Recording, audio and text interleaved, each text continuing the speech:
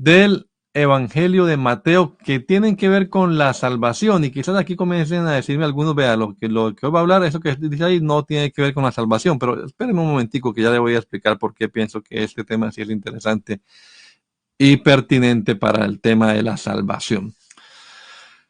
Después de lo que veíamos hace 8 días, que era la curación de un hombre paralítico que lo metieron por el techo de la casa, pero aparte de su curación física, la salvación de su alma cuando el Señor le dice tus pecados te son perdonados, viene este hermoso texto que vamos a mirar hoy.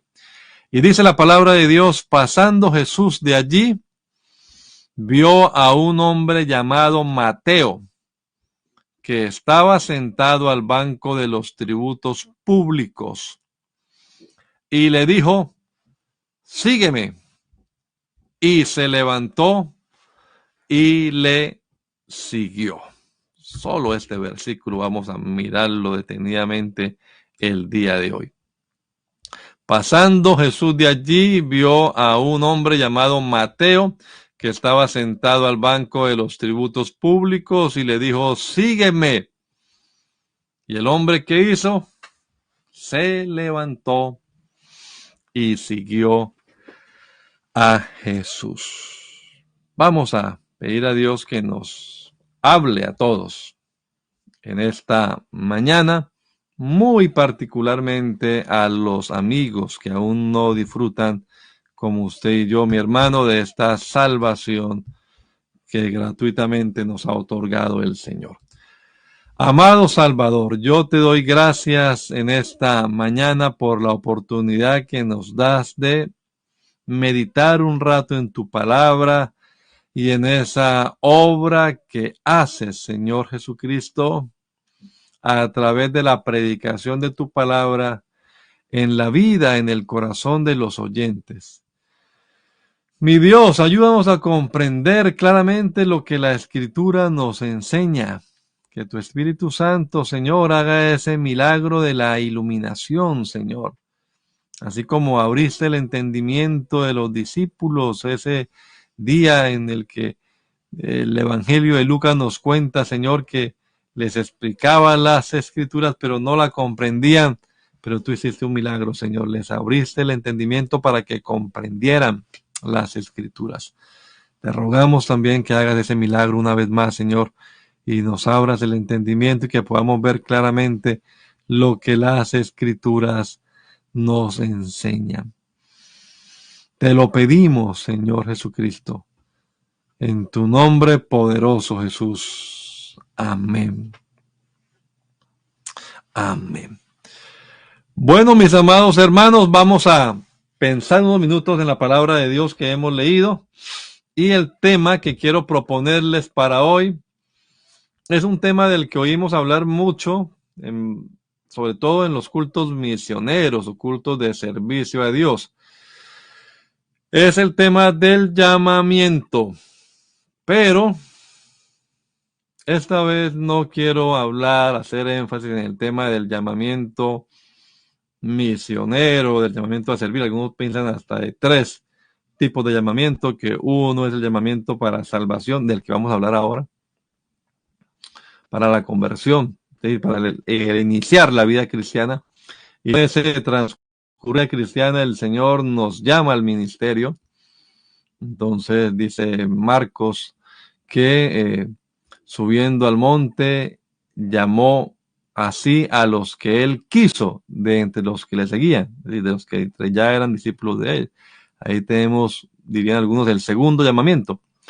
Y ya en el ejercicio ministerial, algunos hablan de un tercer llamamiento, que es el llamamiento misionero. Bueno, algunos cuentan desde su propia experiencia, ¿verdad? Pero, repito, no me quiero referir a ese tipo de llamamiento hoy a servir, sino el llamamiento a salvación. El primer llamamiento que nos hace la palabra de Dios. Y vamos a hacerlo pensando en este episodio que nos narra Mateo. También está en Marcos y en Lucas. Es uno de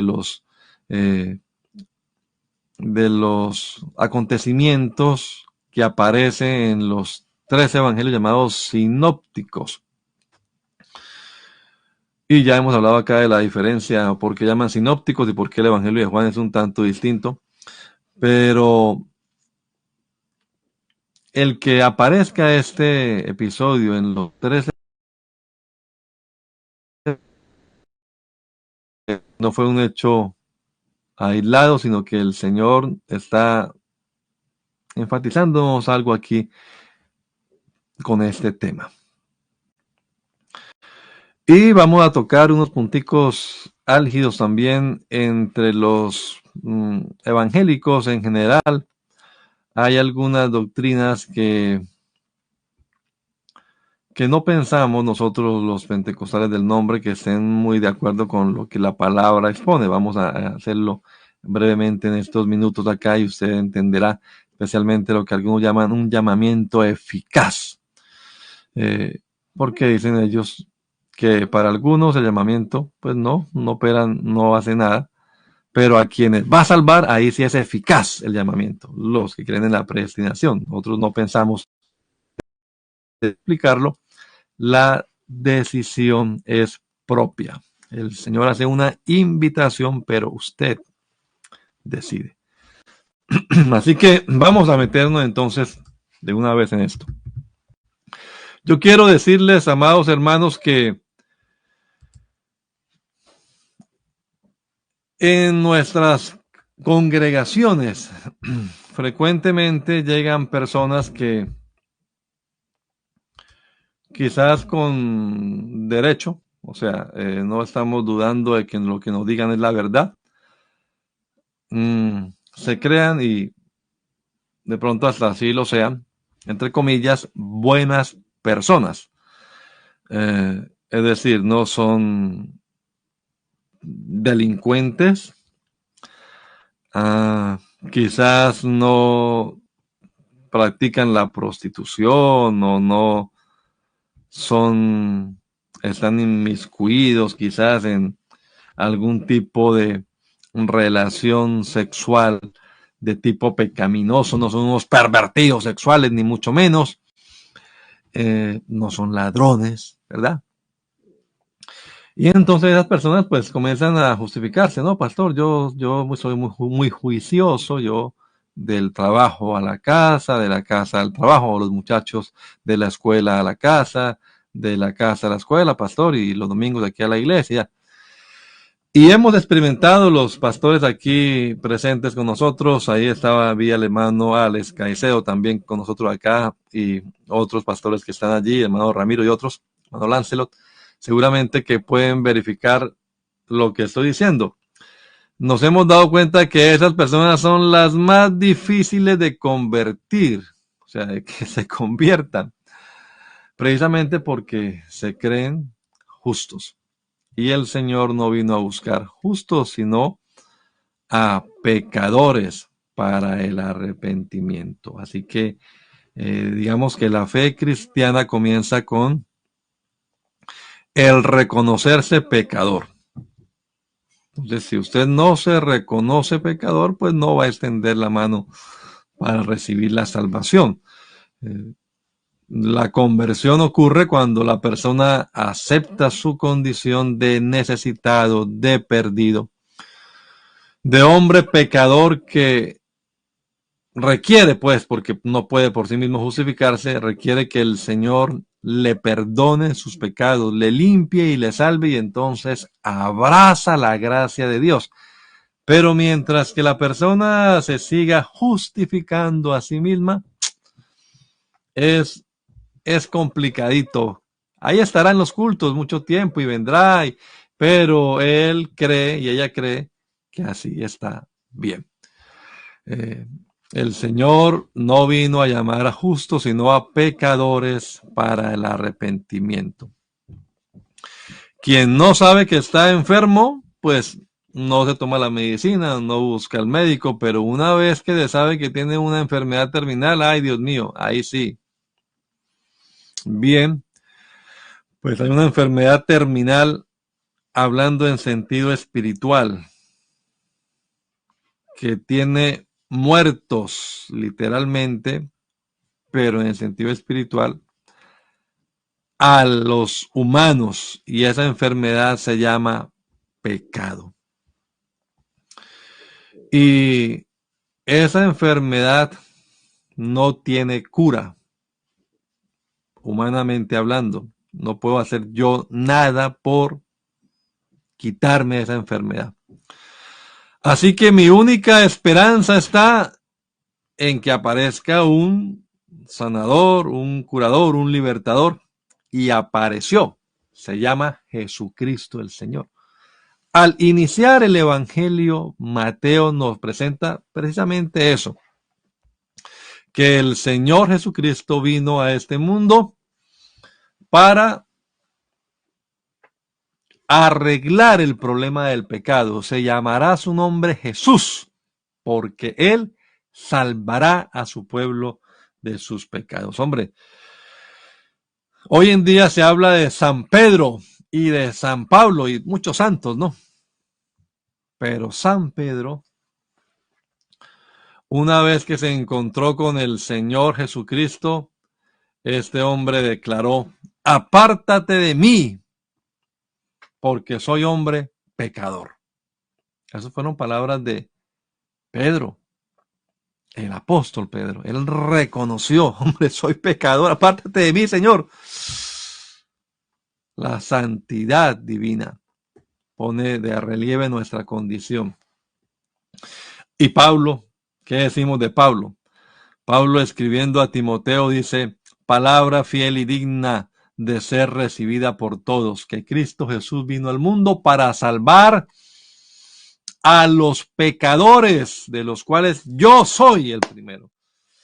Así que lo primero que tenemos que hacer es reconocer nuestra condición pecaminosa si queremos alcanzar la salvación. Pero si se siguen justificando, de verdad, pues como a todos, un milagro de Dios, ¿verdad? Pero es más difícil que una persona que se cree y se denomina justa se convierta que alguien que llega desesperadamente, un ladrón, un delincuente,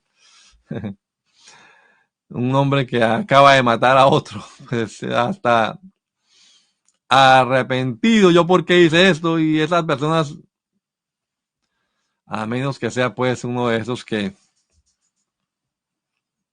se deleitan, ¿no? Se deleitan en el pecado y no quieren cambiar porque se sienten muy súper malos y piensan que no hay Dios en este mundo. Pero sí hay Dios y hay un poder más grande, más fuerte que el poder que lo tiene usted esclavizado en el pecado. Usted es esclavo del pecado.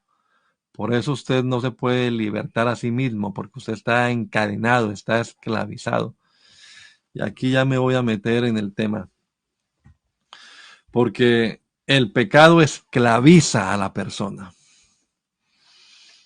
Y el pecado cada vez hunde más y más a la persona. Hay varios ejemplos que pudiéramos nosotros analizar, pero le voy a mencionar uno bíblico, y es el caso de David. David cometió un pecado, vamos a llamarlo lujuria. Él se puso a mirar a una mujer que estaba bañando allá afuera y la mujer seguramente estaba desnuda. Y David decía: uff, qué mujer tan bonita. ¿Verdad? Y seguramente pensamientos y la codicia. Y no se quedó allí. Porque entiéndame, el pecado esclaviza. El pecado esclaviza. El problema de la pornografía, por ejemplo, científicamente se ha estudiado eso. Cómo va esclavizando todos los vicios, todo lo que es pecaminoso, va hundiendo. Es como cuando no he estado yo metido en eso, gracias a Dios, en los lodos cenagosos, en los lodos, en los pantanos, en lo que llaman arenas movedizas, ¿verdad? Pero la gente que ha estado allí, ya hemos visto documentales y hemos visto personas que trabajan en rescate de eso. Y entonces el problema es que cuando se mete en un pantano de esos o en una de arenas así movedizas, entre más la persona se mueva, entre más la persona trate de escaparse, más se está hundiendo. Bueno, algo así pasa también con el pecado. Entonces David la vio, la codició y mandó preguntar, oiga, ¿y esa mujer que está allá tan bonita, esa mujer quién es? Y le dijeron, no, esa mujer es casada, su majestad. Esa es la esposa de Urías, el eteo. Urías estaba en la guerra, a la que David no fue, siendo la época de los reyes ir a la guerra, pero él se quedó allí deleitando sus ojos mejor. No vio David obstáculo, sino que dijo, vea, qué bueno, Urías no está, esta mujer está solita. Mandó traerla, se acostó con ella, tuvo relaciones sexuales, adulteró. Pero después de eso, ya sabemos la historia, la mujer queda embarazada y entonces David hundiéndose más. Todo comenzó con una simple vista de una bonita mujer. Oh, vea la vecina, ¿cómo está? ¿Quién es esa? Pero ya va hundiéndose más y más, ya se va esclavizando. Entonces, ¿qué hace finalmente? Pues trama un plan engañoso para que venga Urías Eteo y se acueste con ella y echarle quizás, es hijo suyo. Pero Urías no, Urías es un hombre que Dios, ¿cómo se le ocurre que yo voy a tener deleite con mi mujer estando el pueblo y el arca del pacto allá en la guerra? No, yo no puedo hacer eso. Imagínese. Y entonces usted sabe, y yo sabemos qué hizo, ¿verdad? Mandó matar a Urías. Y cada vez se va hundiendo más y más, cada vez se va hundiendo más en el pecado va esclavizando. Así hay cantidad de ejemplos. La delincuencia, el crimen no paga, dice un eslogan, ¿no? Hay gente que se va esclavizando y después dice, no, yo acá, ya esto fue lo que me tocó, piensan algunos, aquellos que creen en el destino, cosa que no es cierta. Hay oportunidad para aquellos que están perdidos. Claro, por sí mismo no podrá. Lo hace y cada vez se va a hundir más y cada vez más mentiras, más robos, más... No, ¿cómo voy a salir yo de esto? Si cada vez estoy más metido en el lodo cenagoso del pecado. Ustedes están necesitando un libertador. Este episodio de Mateo me parece... He predicado como 4 o 5 veces en mi vida sobre este episodio y el llamamiento de Mateo, porque me parece un ejemplo claro de cómo el Señor rescata a alguien que está esclavizado en el pecado. El evangelista, que precisamente es el mismo, que nos está contando esto, nos dice que estaba sentado al banco de los tributos públicos. Era un publicano, como dice la versión de los otros evangelistas. Este hombre estaba cobrando impuestos de sus propios coterráneos, de sus propios paisanos, estaba cobrando impuestos para los opresores romanos. Estos hombres publicanos eran odiados por los judíos. Los judíos los veían como traidores, se vendieron por plata, nos traicionaron. Y aparte de eso, los publicanos robaban, sacaban más dinero del que debían pagar los contribuyentes y era para sí, hacían riqueza con ellos. Hay un publicano, no Mateo, sino el otro llamado Zaqueo, ¿no? Que dijo, bueno, yo sí he robado, pero a los que he robado les voy a pagar 4 veces lo que he robado. Pues imagine usted cuánto habría robado ese hombre. La Biblia coloca a otro publicano como ejemplo, ¿sabe? Hay un publicano que no se atreve ni a levantar sus ojos, sino que se golpea el pecho haciendo una oración y dice, Dios, sé propicio a mí, que soy pecador. Estos hombres publicanos, siendo unos, entre comillas, miserables ladrones, entendían, a menos que de verdad sea alguien muy pervertido que se deleite haciendo eso, pero entendían que están esclavos allá, en la maldad, y que cómo me salgo de esta. Si los de mi propia raza me odian, si no me puedo acercar a la sinagoga, ellos estaban expulsados de la sinagoga judía. Además, por su relación con personas extranjeras para las que trabajaban además. Y además también, pues a otros extranjeros les cobraban los impuestos, no únicamente a los judíos. Así que se relacionaban con gentiles y eso los convertía entonces en ceremonialmente inmundos. O sea que no había ningún hombre santo, digámoslo así, para ellos, un maestro de la ley, un rabino, se iba a acercar a un miserable cobrador de impuestos, un publicano. Eso los convertía como, algunos dicen, parias sociales, ¿no? Parias de la sociedad. Ahí marginados, los marginados de la sociedad. Y entonces, pues su relación va a ser con los mismos delincuentes, los mismos de su calaña. Y habían bastanticos en la Palestina, en la tierra de Palestina en esta época. Algunos dicen que Palestina no existía en aquel entonces, en la tierra de Israel, para no herir susceptibilidades aquí, algunos, y que sigamos enfocados en lo que vamos a estar. Había muchos ladrones, muchos publicanos, y pues ahí están los de su calaña. Y los otros que se creían santos no se relacionaban con ellos, no, con esa gente no me junto, como dice el comerciante no, el comediante, esa es la chusma, chusma allá y nosotros los santos aquí. Dios, yo te doy gracias que no soy como este miserable publicano ladrón. Eso decía uno. Y el otro, y repito, decía, no, yo soy un pecador, pero ¿cómo hago para salir de esta?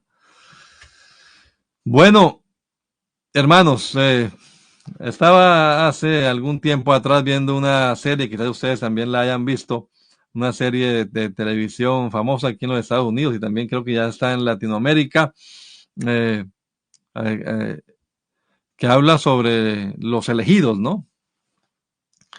Y, y presentan a Mateo como un hombre inteligente, un hombre muy hábil para las matemáticas, muy diestro para llevar registros, pues ese era su trabajo, ¿no?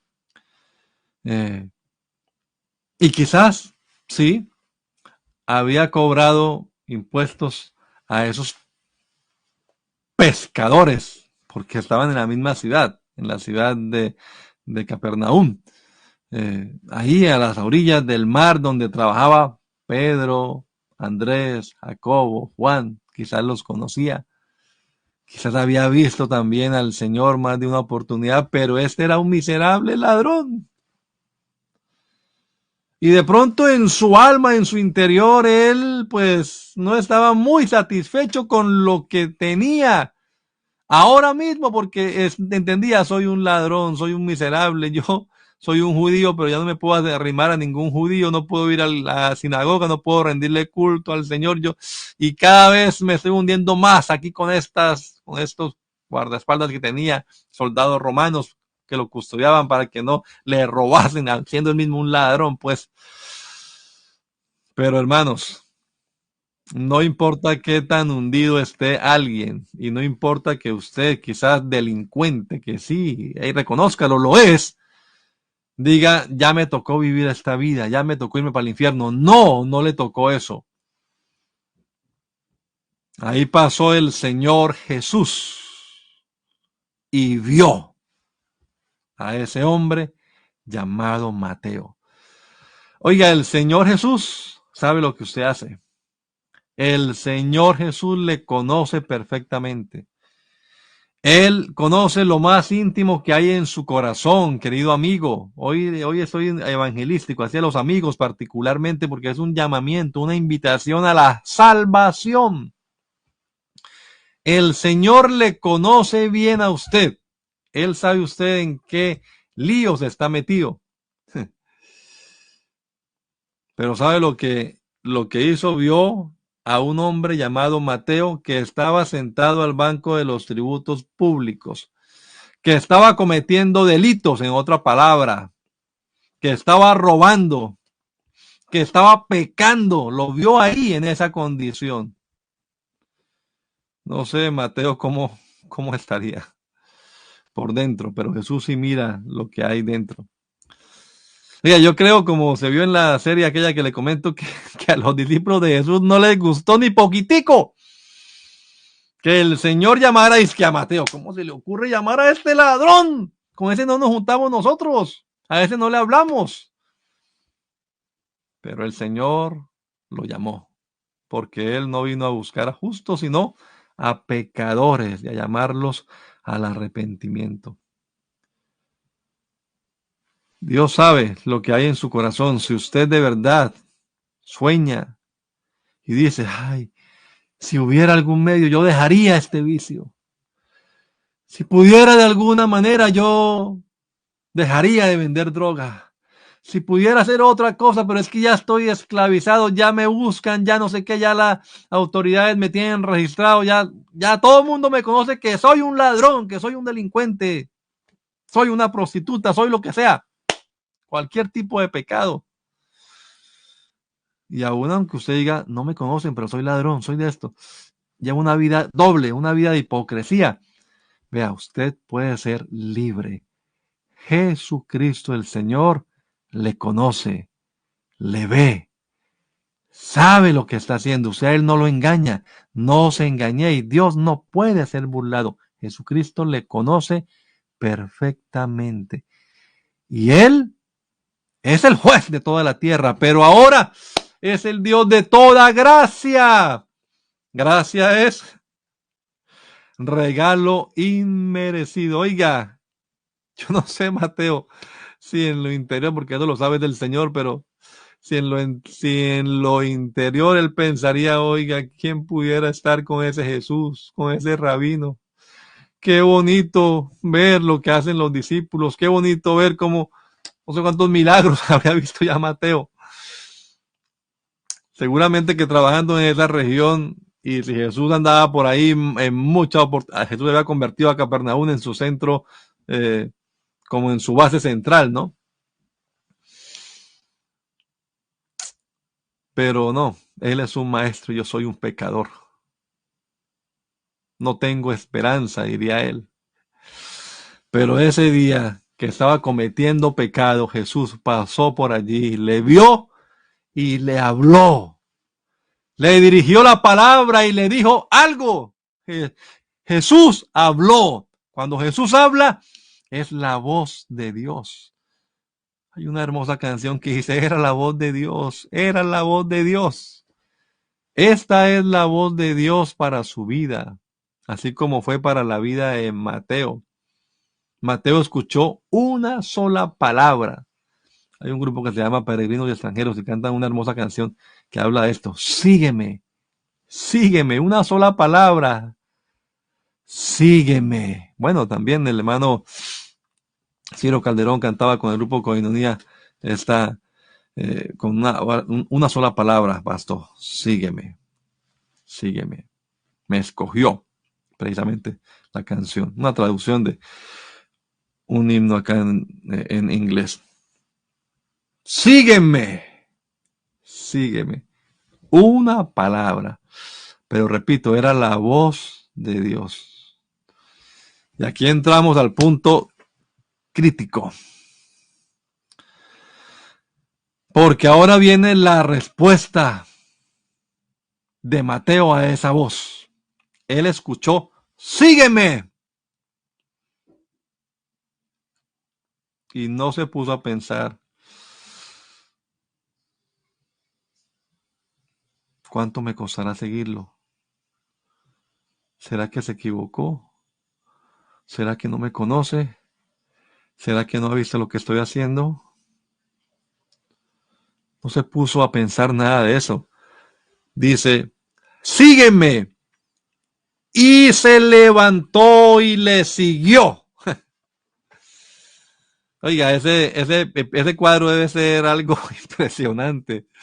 Este hombre contando dinero, sentado allí con unas cuentas, unos libros, unos registros, unas herramientas propias para apuntar, para contar dinero. Pero oyó la voz de Jesús que le dijo, sígueme. E inmediatamente este hombre soltó todo y me dijo, me voy, hasta aquí llegó mi vida de marginado social.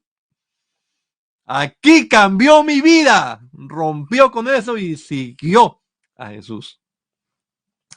Quizás él había sido testigo, le digo, de lo que había hecho el Señor antes, cuando había también llamado a los pescadores, por ejemplo, que le dijo, bueno, dejen eso, síganme y los convertiré en pescadores de hombres. Ellos dejaron todo también y siguieron a Jesús.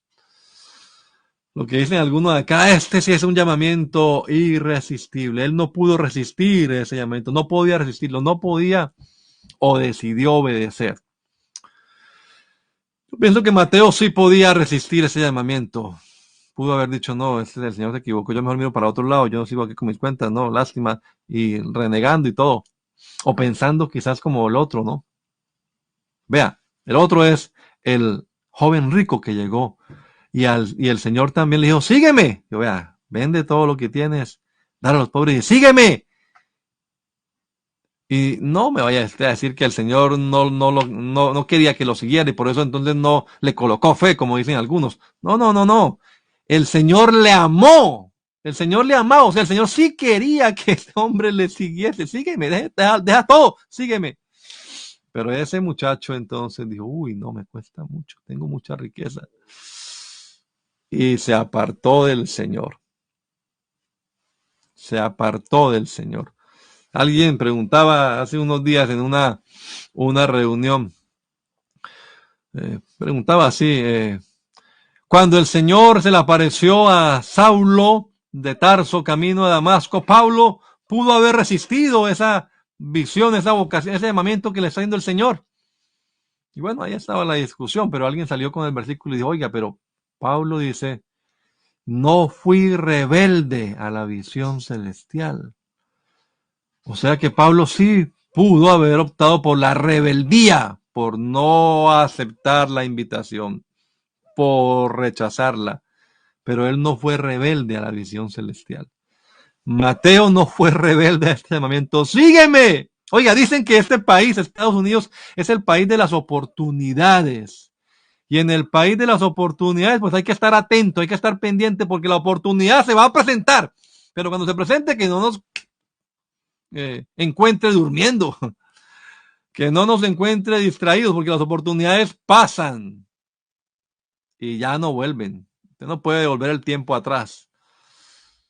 Estimado amigo, usted que es un pecador, usted que es un delincuente, usted que se considera y quizás lo sea lo peor de la sociedad, hay oportunidad para usted. Esta es su oportunidad. La oportunidad no viene de parte del gobierno, ni republicano, ni demócrata. La oportunidad viene de parte de Jesucristo. Escuche la voz de Dios que te dice, sígueme. Deja de practicar el mal.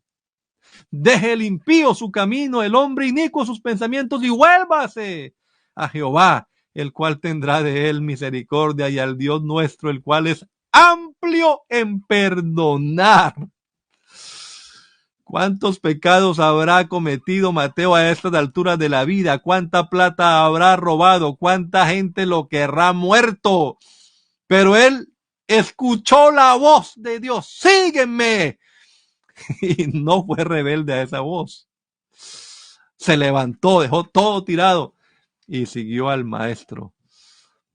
Yo le invito, estimado amigo, escuche la voz de Dios y déjelo todo.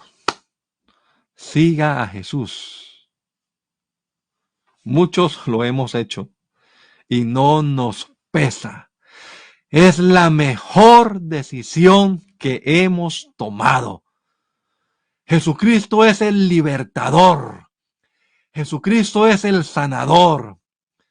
Jesucristo nos perdona los pecados. Jesucristo nos recibe con los brazos abiertos.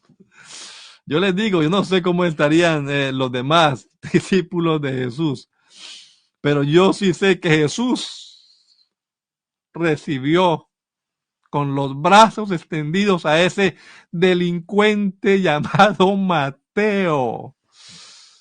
Qué obra poderosa es el Señor Jesucristo, el Señor. Bendito Dios y Padre Celestial, yo quiero darte gracias, Señor Jesucristo, por tu bondad, por tu misericordia, Señor, por tu amor. Porque sin ser nosotros los mejores, ni merecer de parte tuya nada, Señor, te plació brindarnos esta oportunidad de salvación, mi Dios. Y aquí estamos para dar testimonio de tu poder, de tu grandeza, de la obra transformadora que has hecho en cada uno de nosotros, Señor. Cada uno de los hermanos y yo mismo podemos dar testimonio como Mateo, Señor, de que uno era nuestro pasado y quizás otro pudo haber sido nuestro futuro, pero escuchamos tu voz, Señor.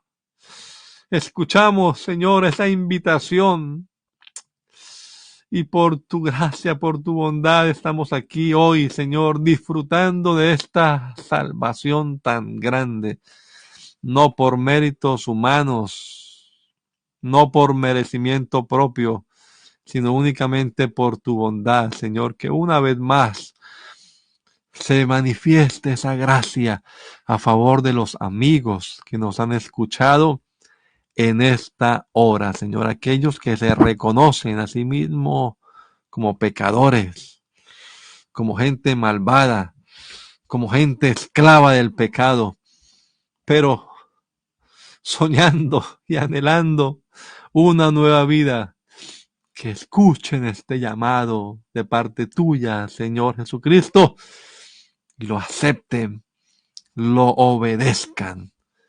Yo te lo ruego, Señor. Obra poderosamente en ellos, en el nombre poderoso de Jesús.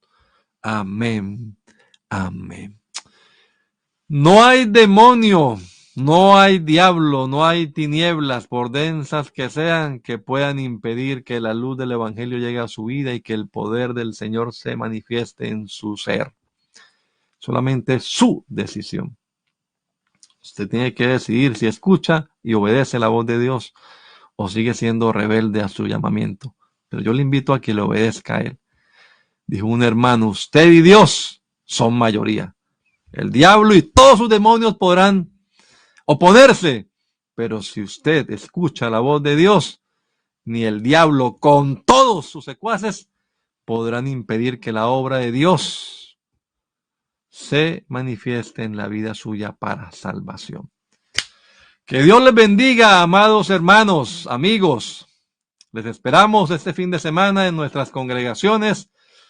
Recuerde, congréguese, cerca suyo hay un lugar de predicación donde se invoca este nombre poderoso de Jesucristo el Salvador. Acérquese, aquí en Poughkeepsie estamos en la 691 Main Street. Ahí le esperamos el domingo, después de las 9 de la mañana. Tenemos una charla para familia, a las 10 les esperamos orando todos, clamando a Dios, preparándonos para a las 11 en punto empezar nuestro servicio dominical. Que la gracia del Señor Jesucristo sea con cada uno de ustedes, mis amados hermanos. Gracia y paz. Recuerde, Cristo viene pronto. Maranata.